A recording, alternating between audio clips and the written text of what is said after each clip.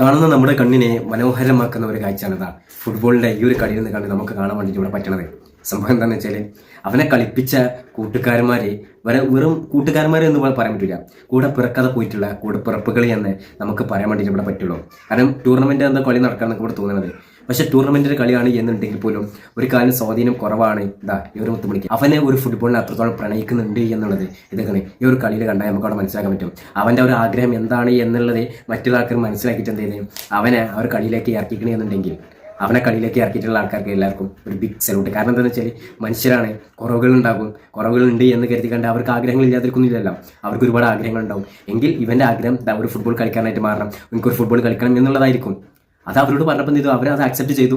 അവൻ്റെ ആഗ്രഹത്തിനോട് കൂടെ നിന്ന് കൊടുത്തിക്കണേ എന്നുണ്ടെങ്കിൽ നിങ്ങളോടൊന്നും എത്ര നന്ദി പറഞ്ഞാലും മനസ്സിലാവില്ല. കാരണം ഈ ഒരു സാഹചര്യത്തിലുണ്ടല്ലോ അവനെ എത്രത്തോളം സന്തോഷിച്ചിട്ടുണ്ടാവും. ആ സന്തോഷിക്കാനുള്ള കാരണക്കാരൻ അവനെ ടീമിലേക്ക് ഇറക്കിയിട്ടുള്ള ടീം അംഗങ്ങളും കമ്മിറ്റിക്കാരും എല്ലാവരുമാണ്. ഇത് കാണുന്ന നിങ്ങൾ തന്നെ ഒന്ന് പറയും, ഇത് കാണുന്ന നിങ്ങളുടെ മനസ്സിലേക്ക് ഒരു കുളിർമ വന്നോ ഇല്ലേ?